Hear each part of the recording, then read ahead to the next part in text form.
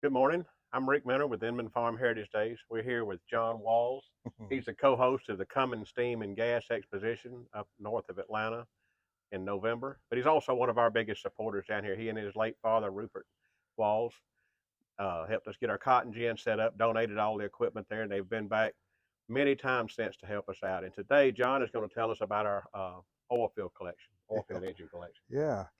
Well, thank you first for having me. And yeah, we're going to talk about some pretty heavy junk here.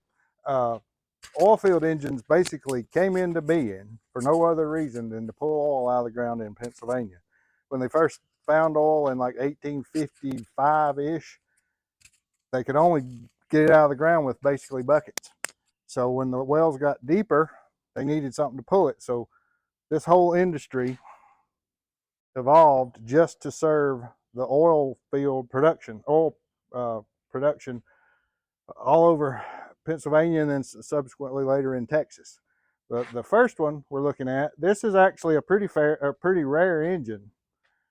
Franklin Valveless Engine Company made this in probably about 1924, 1925. They were not in business very long. They didn't advertise, and there were other companies that were actually making them before then, and they had a lot of the market share already. These were good engines. They were just not well known, so they didn't get a lot of sales, and ultimately they folded. But it's a 25 horsepower, one cylinder, weighs 7,500 pounds. It's 1,250 cubic inches on one cylinder. It's water cooled. It runs on producer gas, and what producer gas is the natural gas that comes off of a wellhead. When you dig an oil well, hit it, there's always a pocket of gas on top of the well. This was set up to run that. As a matter of fact, all of them were set up to run that way. It was, like I said, made in Pennsylvania for the Pennsylvania oil well business. It's magneto ignition, water cooled. It's a bit finicky when you try to run it, but once you get it running, it runs very well. It's very easily adjusted. And like I said, it weighs about 7,500 pounds. It's 25 horsepower. A lot of torque, not a lot of horsepower. This engine was, I bought this engine probably 20 years ago, something like that, from a guy in Cleveland, Georgia. And he had a bunch of large engines. And at that point, I was young, and I thought I needed a bunch of large oil field engines. So I started buying them. His name was Lowell Pilgrim. He would go literally all over America and buy big engines. And I don't know why, other than just because he liked them, and I did too. So he had this one, and I went up there believe it or not, I went with a crane truck, picked it up, brought it home. It sat until Rick bought it. It sat on the trailer, and we'd haul it back and forth to come into the show and around and run it. We called it the Shotgun Franklin because when it goes off, it is very, very loud. And people would come around just to see what was making all the noise. But that's where I got that one. Like I said, I've had it for about 20 years.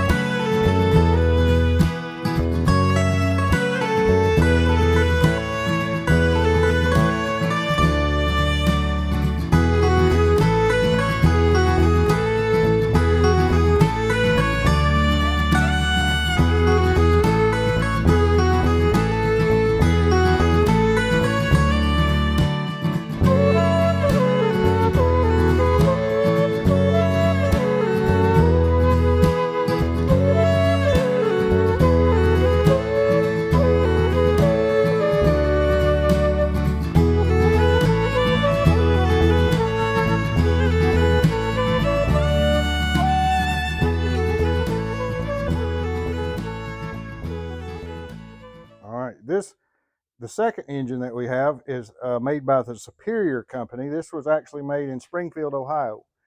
Even though there wasn't a lot of oil being pumped out of the ground, if any, at this point in the history in Ohio, they were making them because they're very close to Pennsylvania. And so the Superior Gas Engine Company started business in like 1897. This is probably made somewhere around 22, 23. There's a lot of stuff on this engine that is harkens to the steam engine age, like this governor. That's the speed governor there with the fly balls. This is a displacement oiler. This is actually made for steam engines, and what it does, it would take water and displace the oil and push the oil into the cylinders. And then, of course, because it's gas fired, natural gas fired, it's got a magneto on it. This, and like I said, this thing is probably made somewhere in the 20s. It's about a 22 horsepower, I would say. Probably weighs somewhere in the neighborhood of 5,000 pounds. Again, it's not the horsepower that they were looking for back in those days. They were looking for the torque. That's why you'll see them, they always have giant flywheels, and the flywheels comprise probably somewhere around 45% of the weight usually, and it's because they need the spinning inertia to generate the torque to do all the work. They just use the regular the cylinder parts to move the wheels basically, and then they'd use the wheels as the power source.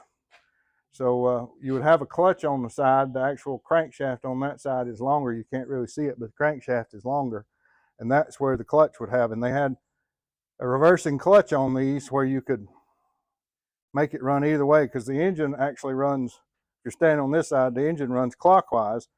The clutch could actually run counterclockwise, and they actually use these two to bore the wells. They drag it out to where they're going to go, put the well bits and all in there, dig the hole, come out with all the equipment, and then set the pump in there. And they could run them either way, so they could clear them or whatever they needed to do. So like I said, this is a Superior made in Ohio, probably about 1922. All right. This engine actually came to here. Rick and a very good friend of the show, and me personally, Rick personally, and everybody that knew him, was Frank Canfield. Frank and Rick traded an Otto gasoline engine for this guy. The Otto was in pretty rough shape, and they saw a better opportunity in getting this one running than getting the Otto, so they swapped a guy in Tennessee this engine for the Otto. The Otto is now running, and I was telling Rick earlier, an interesting fact is Otto Gas Engine Company was bought up by the Superior Gas Engine Company after World War One, and they ran it as a separate entity, just owned by Superior for probably 15 years or so, and then they went out of business. Actually got bought up. They hit hard times and got bought up by the White Motor Company, and then White got bought out by Volvo. What's that? That's right. And Frank Canfield worked for White Motor Company, so I guess he had sort of a vested interest in the whole deal. So that's where this one came from.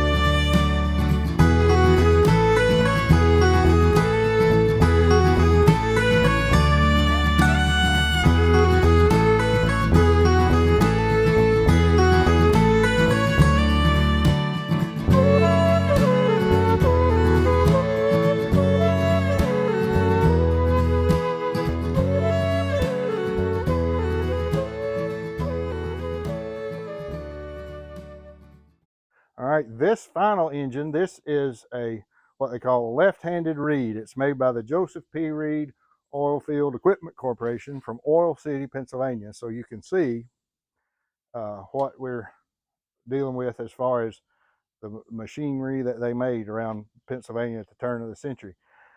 This is called the left hand because it basically has two cylinders. You have the main cylinder, which is connected to the crankshaft and the flywheels, and then you have what they call the charging cylinder, and this charging cylinder is what makes this one fairly unique. And this is really a primitive version of a supercharger, because what's happening when this thing's running is the main cylinder is coming up to compress the air fuel mixture. This one is compressing it just a little bit ahead, so this one is leading this one, and there's a big spring inside here, and what happens is this one compresses the air fuel mixture. When it makes enough pressure to overcome the spring, it sends it over into the main cylinder just before it gets top dead center, and what that does is it helps ignite the gas fuel mixture so it makes a more efficient run.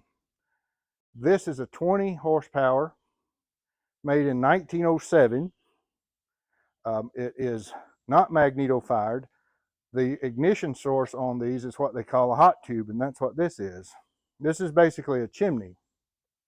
And if you take it off, this is the hot tube itself. And what happens is when the piston is coming up on the compression stroke, it pushes the air fuel mixture up into here.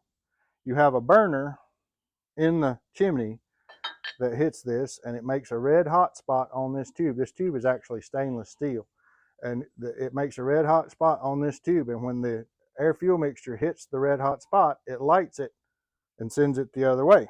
So instead of having a spark ignition, this one actually uses just straight up heat. And this was made primarily to run again off of the producer gas that was on the wellhead, because once you got it going, you never had to cut it off because it has a flame. There's nothing to worry about. All you had to do was make sure it kept water and oil in it, and it would run 24 hours a day for as long as you wanted it to run. And I bought this one in a little town it's north of Charleston, West Virginia. In the late 80s and the early 90s, the federal government decided these were making too many pollutants and putting it into the air, because they were still using these roughly 100 years later after they had been built.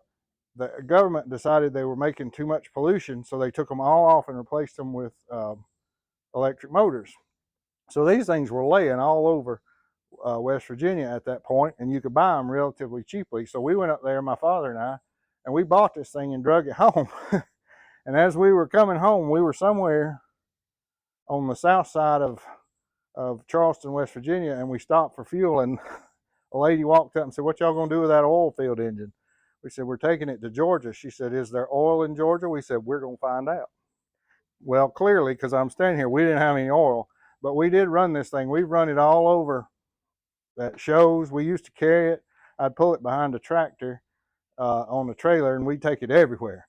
And it's a good running engine. I don't know how much time it's got on it, but if you also look at it, this just, I always thought was neat. They made these engines to be able to set them or take them out to the oil lease and set them up with a mule or a team of horses. And there's no piece of this, if you look at it closely when you come to the show, there's no piece of this that is too big for a horse to pull, or two horses, depending on how steep your ground is.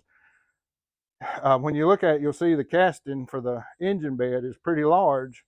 The way they got around that was they actually made a hitch, and they used the flywheels to ride on the ground. So basically you take the crankshaft loose, or the connection rod loose, and you could drag it and use it like a cart.